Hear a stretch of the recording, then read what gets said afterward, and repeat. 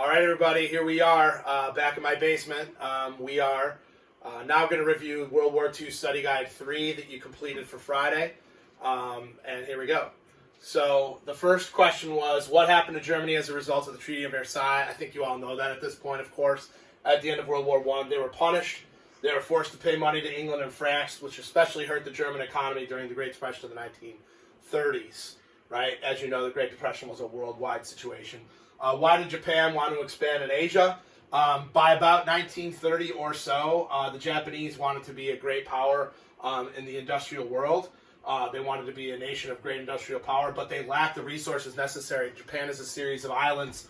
Therefore, they wanted to expand and get resources like iron and oil, etc., that would allow them to become more influential in the industrial world. What did fascist governments want to do in the 1930s? Basically, they wanted to control and dominate the civilian population, like we had talked about before. Adolf Hitler, the first people he went after were his political opponents, right? So they wanted to restrict free speech, and then eventually they wanted to expand their global influence to other people in other countries throughout Europe, in Germany's case, throughout the world. In Japan, they wanted to control Asia. Okay, why was Adolf Hitler able to rise to power in Germany? We've already talked about this a few times, right? But the German people basically elected Adolf Hitler in the parliamentary elections because they were desperate, and Adolf Hitler told them he was going to put people back to work and the Great Depression and get revenge for the Treaty of Versailles, and that sounded really good to the German people, or at least 35% or 34% of the German people, and that's when he became the Chancellor. What two lands did Adolf Hitler take over by 1939, and how did the League of Nations respond? As you saw in the video clips, and they did a great job of showing this, he had taken over Austria and the Sudetenland, which was part of Czechoslovakia. The League of Nations did not act because many people did not want another war less than just 20 years after the end of the Great War and the death and destruction of the Great War. Okay, so continuing on, number 6, appeasement. All right, this is an important vocabulary term for understanding World War II. Appeasement is the act of giving in to aggression in order to avoid a larger conflict.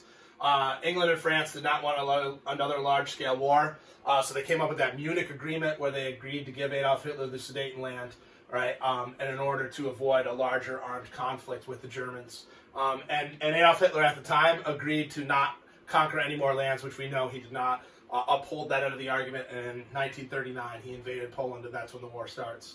How did the Great Depression lead to the outbreak of World War II? Desperate times made the people in Germany, Italy, and Spain turn to fascist dictators who presented themselves as strong leaders during this time of crisis, and the people were desperate, and they ended up, becoming fascist governments.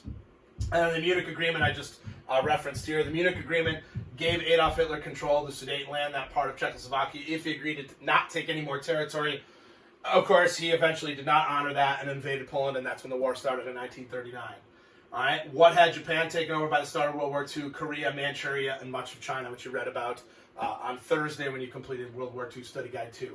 All right, continuing on, the timeline that I asked you to take a look at there.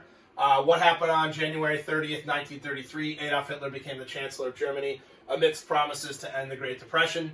What happened on November 25th, 1936? Nazi Germany and Imperial Japan signed a pact against the Soviet Union. They basically agreed to be allies in the event of a war. What happened on March 12th, 1938? Adolf Hitler invaded Austria. Again, you saw that in the video clip. Many Austrian people were excited to be part of Germany because they had become powerful and they had successfully ended the Great Depression. What happened on September 1st and September 3rd of 1939? September 1st, German planes invade Poland. The Blitzkrieg starts in Poland.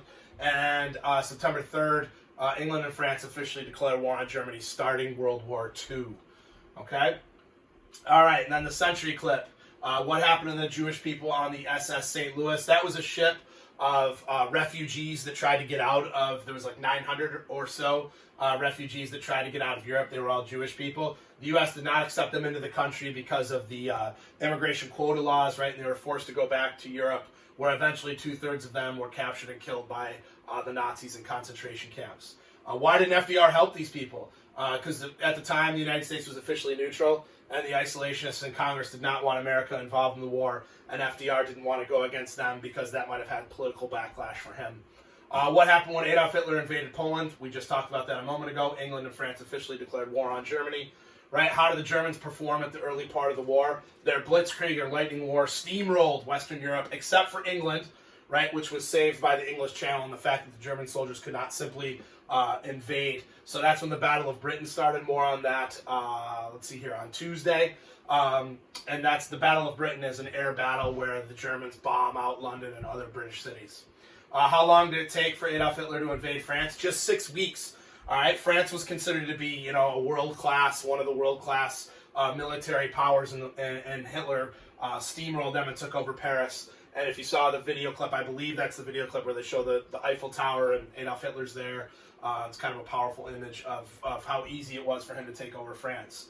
And then what was the Lend-Lease Act? At that point, America began to send supplies to England and France. You remember there was the Neutrality Act at the beginning of the war, where the United States could not trade on either side of the conflict. But the Lend-Lease Act, by then, FDR had persuaded Congress to pass this, giving supplies to England and France to try to help them defend themselves against the Germans. And then what was America's readiness to fight at the beginning of World War II? Not ready at all.